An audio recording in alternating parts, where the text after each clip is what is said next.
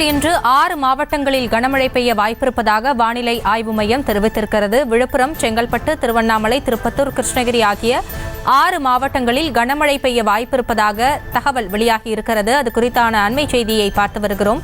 இதுகுறித்த கூடுதல் விவரங்களோடு இணைகிறார் எமது செய்தியாளர் வெங்கட்ரமணன். விரிவான விவரங்கள். தமிழக பகுதிகளில் மேல்நிலவும் ஒரு கீழடுக்கு சுழற்சி காரணமாகவும் மேற்கு திசை காற்று வேக மாறுபாடு காரணமாகவும் தமிழகத்தில் இன்று 6 மாவட்டங்களுக்கு கனமழைக்கான எச்சரிக்கையை சென்னை வானிலை ஆய்வு மையம் கொடுத்திருக்கிறது. விழுப்புரம், செங்கல்பட்டு, திருவண்ணாமலை, திருப்பத்தூர், தருமபுரி, கிருஷ்ணகிரி ஆகிய 6 மாவட்டங்களுக்கு இன்றைய தினம் கனமழைக்கான எச்சரிக்கையை சென்னை வானிலை ஆய்வு மையம் கொடுத்திருக்கிறது. அதே போல 11ஆம் தேதியை பொறுத்த வரைக்கும் கோவை, நீலகிரி, ஈரோடு, சேலம், தருமபுரி, கிருஷ்ணகிரி ஆகிய 6 மாவட்டங்களுக்கு கனமழைக்கான எச்சரிக்கையும், அதே போல 12ஆம் தேதியை பொறுத்த வரைக்கும் ஈரோடு, நீலகிரி, பெரம்பலூர், கடலூர், கள்ளக்குறிச்சி, விழுப்புரம், திருவண்ணாமலை ஆகிய 7 மாவட்டங்களுக்கு கனமழைக்கான எச்சரிக்கையை சென்னை வானிலை ஆய்வு மையம் தெரிவித்திருக்கிறது.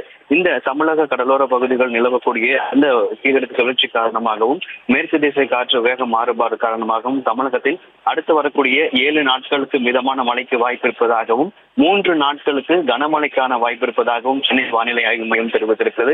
குறிப்பாக இந்த கனமழை எச்சரிக்கை விடுக்கப்பட்டிருக்கக்கூடிய அந்த மாவட்டங்கள்ல மழை பெய்யும் பொழுது 30 முதல் 40 கிலோமீட்டர் வேகத்தில் தரைக்காற்றுடன் கூடிய கனமழை பெய்வதற்கான வாய்ப்பு இருப்பதாகவும் தெரிவிக்கப்பட்டிருக்கிறது.